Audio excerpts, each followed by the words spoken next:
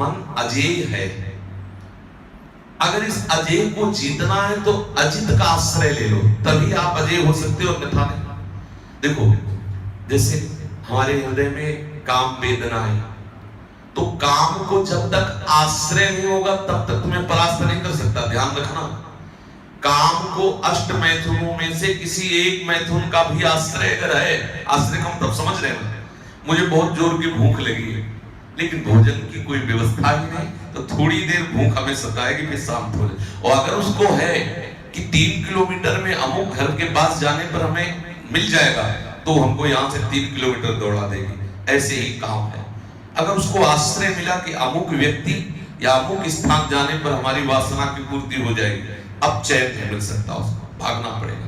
हर आश्रय काट दो जहां से काम की वेदना हमें भगवत मार्ग से विमुख कर दे। काम को अगर आश्रय नहीं दोगे तो बच जाओगे। उसका आश्रय किसी भी व्यक्ति, किसी भी उससे संबंध मत रखो जिससे आपको लगता है इसके समीप बैठने से हमारा काम भाव पुष्ट हो सकता है। बिल्कुल कदापि नहीं। ये वो जहर है कि जन्म जन्मांतरों से हमें मारता चला रहा है, प्रभु से विमुख करता चला रहा है। घबराने की जरूरत नहीं। जैसे कभी अंदर की बात, कभी ऐसा भाव आवे ना, और ऐसा कभी करके देखो तो कैसा लगता है। जब आपके अंदर काम वेदना आवे तो श्री जी के पास बैठो, रोने लगो कि लाडली आपके लिए तो सारे संसार के संबंध छूटे, अब प्यारी अगर मेरा हृदय इस वेदना से जलेगा तो लाडली हम कहाँ जाएंगे, किसके पास जाएंगे। और रो, अगर देखो कैसा आपको आनंद अनुभव होता है।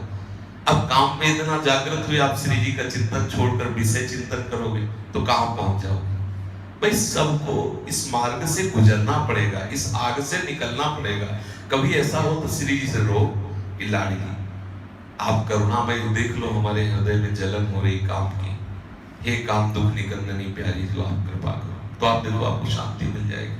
बहुत करुणामय श्री जी है। हम ठाकुर जी के नाम का बन ले, श्री जी का चरणों का बन ले, तो देखो हृदय शीतल। पर होता क्या है, कामना का हम अवसर देते हैं, कामना को अवसर देते हैं, खाली रहते हैं। वो चिंतन बना तो श्री जी का चिंतन छोड़ के वो चेष्टा में उतर जाते हैं, बस यही पतन हो जाता है।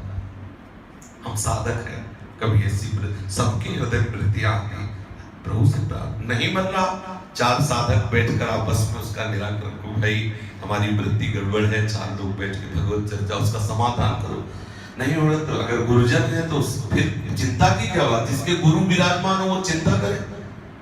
अरे सामने जाते ही अगर नष्ट ना हो जाए तो बताओ, बिल्कुल आप अनुभव करके देख लो। हमने अनुभव किया, गुरुजनों के चेहरे में चेहरा, नेत्र में नेत्र मिलाते ही दशा बदल गई, एकदम खत्म सब सामने नेत्र पड़ते ही। और होता क्या है कि हम गुरुजन को सामने नहीं देखते, उनकी आज्ञा को उल्लंघन करके संसार के चिंतन बस यही फेल हो जाते हैं। जब कभी कोई विकार हो तो श्री जी से प्रार्थना करो, गुरु जी से प्रार्थना करो, वो कुछ बोले ना बोले आपका विकार नष्ट हो जाएगा। आपको एक धैर्य, एक शांति, एक विश्राम, भोगने से आज तक किसी को शांति नहीं मिली, सब भोगी है, मर रहे सब, कहीं किसी को विश्राम नहीं। नवीन नवीन तृष्णा, नवीन नवीन वासना जीव को नष्ट किए दे रहे। बचो, शांत रहो। अगर आपको कभी ऐसा लगे कि हमारा मन कंट्रोल में नहीं हो रहा तो भोजन छोड़ दो, 2 दिन छोड़ दो, आप देखो एकदम ठीक हो जाओ। एकदम आपको लग रहा है कि हमें बहुत परेशानी हो रही है, आप जब का अनुष्ठान लेके बैठ जाओ, यही हमारे पास बल है। ये बल थोड़ी कि हमारे अंदर क्रोध आया तो थप्पड़ मार दिया, काम आया तो गंदी चेष्टाएं कर दी। ये साधक है, बढ़िया अवसर है, भगवत प्राप्ति कर लो। ये सब कुछ नहीं रहे, सब मरी रहे संसार के लोग।